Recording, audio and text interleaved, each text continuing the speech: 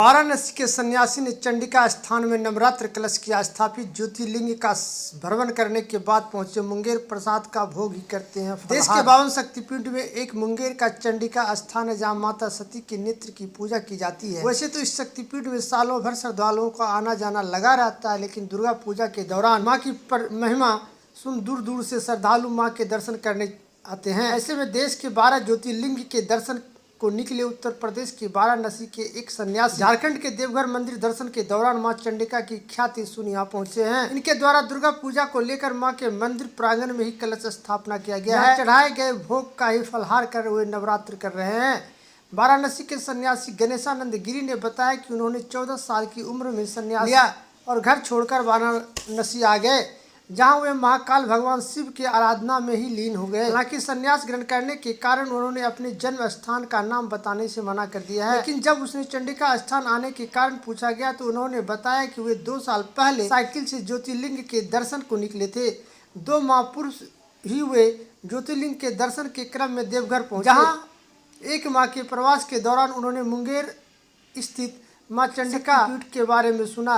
इसके बाद वे साइकिल से ही मुंगेर आ गए। उन्होंने बताया कि वे नवरात्र के ठीक 1 दिन पहले मुंगेर चंडिका स्थान पहुंचे और मां की महिमा सुनने के बाद उन्होंने मन में आया कि कलश स्थापित करने की भावना जगी, जिसके बाद मंदिर में ही सभी ज्योतिर्लिंग की तस्वीर के साथ मां दुर्गा नवरात्र को लेकर कलश स्थापित किया है। अगले 10 दिनों तक यहीं रहकर व्रत करेंगे, इसके बाद आगे के लिए निकलेंगे। सन्यासी दयानंद गिरी ने बताया कि वे फलहार पर व्रत कर रहे हैं, जो भी भोग लगता है उसका ही प्रसाद ग्रहण कर वे व्रत कर रहे हैं। देश के 52 शक्तिपीठों में एक मुंगेर का चंडिका स्थान है, जहां माता सती के नेत्र की पूजा की जाती है। वैसे तो इस शक्तिपीठ में दूर दूर से श्रद्धालु पूजा करने के लिए आते हैं। जी, अभी हम अपना पूरे भारत और नेपाल ज्योतिर्लिंग यात्रा केदारनाथ, बद्रीनाथ, गंगोत्री, जमुनोत्री, ऋषिकेश, हरिद्वार, मथुरा, वृंदावन, जगन्नाथपुरी, तिरुपति बालाजी, रामेश्वरम, श्रीशैलम, मल्लिकार्जुन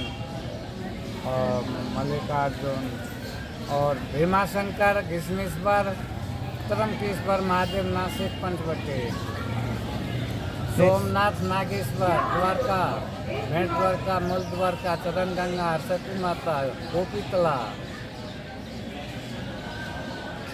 MP, महाकाल, ओमकार, ममलेश्वर, सभी काशी विश्वनाथ, देवघर, वैद्यनाथ धाम, पशुपतिनाथ, डोलेश्वर महादेव, नेपाल, इच्छा कामना, मनोकामना, ये सभी जगह से आप आ गए हैं। हाँ, ये सब करके आ गए। अब हम नेपाल से यहाँ पर आए। तो मुंगेर कैसे आना हुआ? कैसे मुंगेर आना ऐसे हुआ कि हम नेपाल से जब आए हैं तो हमको रास्ते में मालूम पड़ा कि गिरजा मंदिर है यहाँ पर, थोड़ा दूर जाओगे तो मैं वो गिरजा मंदिर का हमको खासियत बताओ। बोला उसका खासियत ये है कि भगवान राम, सीता की माता वहाँ से राजा जनक के घर से जहाँ में उसको उठा, वहाँ से वहाँ फूलपुर में आता था और वहीं से गिरजा माता ने उसको माला दिया था जब माँ सीता की इच्छा महापूर्ण वर मिला था।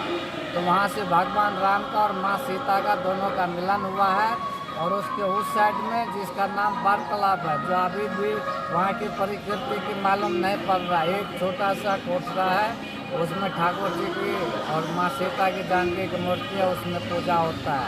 एक वहीं का गृहस्थी संत वैष्णव धर्म में है, तो वो पूजा करता है। अब फिर वहाँ पर अभी इतना सिस्टम हो गया है जो हम आपको दिखा सकते हैं। तो वो अभी सीतामढ़ी का संत है, वो अभी वहाँ पर 10 लाख रुपया लग रहा है। एक हरियाणा का वहाँ पर सेवा करवा रहा है, वहाँ पर 3-4 दिन में रुका है। यहाँ का क्या है? और वहाँ से फिर हम यहाँ गोतमी कुंड आए हैं। गोतमी कुंड से फिर अहिल्या स्थान से फिर बाबा कुशेश्वर से बाबा कारू से माँ कातानी से मुंगेर हुआ। और यहाँ आप आए हैं, क्या देखे? यहाँ पे हमने क्या, यहाँ पर तो बहुत आनंद की बात है, पर वो ये 51 शक्तिपीठ में से माँ शक्तिपीठ है ये। तो ये बहुत पावन है। यहाँ पर करण को भी जो है यहाँ पर उसमें तपस्या करके माता को खुश करके दान वितरण कहलाया था माँ।